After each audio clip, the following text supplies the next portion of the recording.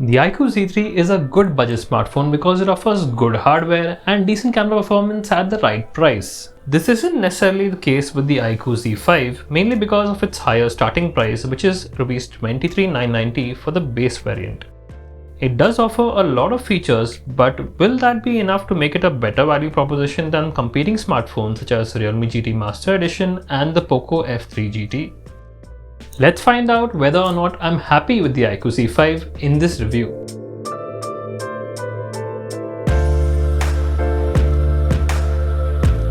The base variant comes with 8GB of RAM and 128GB of storage and is priced at Rs 23,990. We received the 12GB RAM and 256GB storage option for review, which is priced at Rs 26,990 in India. Compared to the iQOO Z3, there is a newer Qualcomm Snapdragon 778G processor, stereo speakers and a bigger 5000 mAh battery.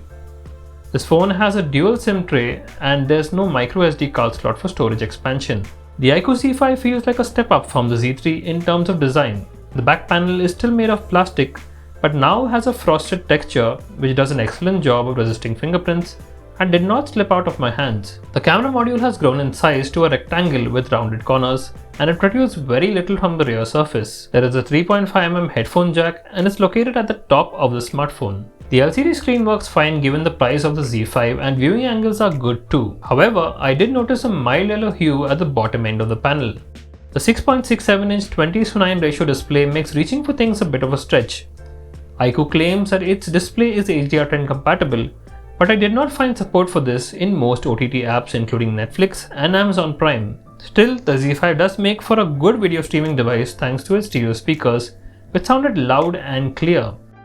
What I did not like about the display is that it's a smudgy mess. After a few minutes of use, the protective Panda glass got quite smudgy, and those smudges were quite hard to clean. The iQOO Z5 features Vivo's FunTouch OS 12, which is based on Android 11. There are animated widgets that work as expected, but are not too deeply integrated with either native or third-party apps. The rest of the software looks similar to FunTouch OS 11 and appears fluid thanks to its 120Hz refresh rate display. The Qualcomm Snapdragon 778G is definitely an improvement over the 768G in the iQOO Z3. However, there aren't any leaps in terms of performance. Gaming performance was pretty good. The iQOO Z5 managed to run Call of Duty Mobile fluidly at the default very high graphics and high frame rate settings with no noticeable heating issues. Asphalt 9 Legends also ran smoothly at default settings. There's also a 4D game vibration which can be activated in the Ultra Game Mode menu or in the game sidebar. It did not work as expected, sending out jarring vibrations that were either too late or didn't make any sense, and I found this distracting at best. The iQOO Z5 has a 5000 mAh battery, which is a higher capacity than that of the Z3. It easily lasts a day and a half with regular use. The phone managed an impressive 21 hours and 57 minutes in a HD video loop battery life test. The slightly slower 44-watt charger that comes in the box still charges the phone from a dead battery to 100% in 1 hour 10 minutes, which is not bad. And finally, let's talk about the cameras.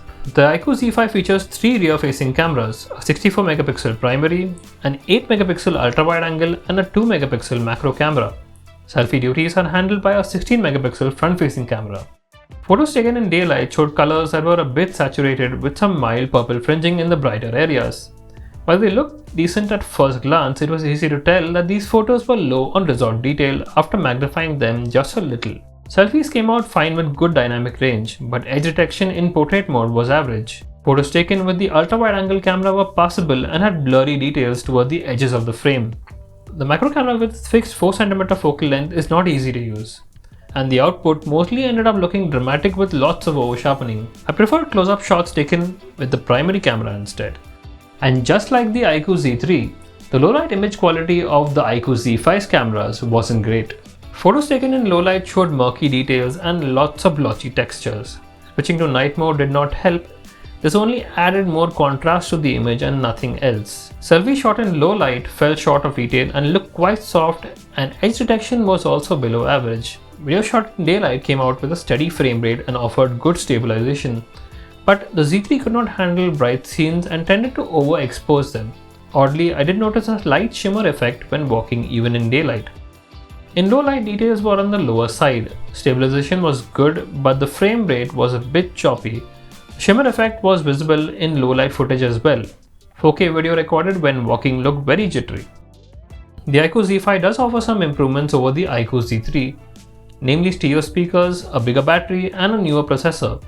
But that isn't enough to take on popular phones that cost around Rs 25,000. Yes, you do get the powerful Snapdragon 778G SoC, 8GB of RAM and 128GB of storage, but the Realme GT Master Edition offers similar specifications with a much better Super AMOLED display, good camera performance and 65W fast charging at Rs 25,999. Gamers might also prefer the POCO F3 GT with its maglev triggers, RGB lighting and bigger battery, even if it's priced a bit higher starting on Rs 26,999.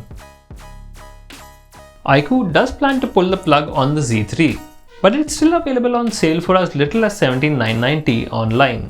So pick one up if you are looking for better value.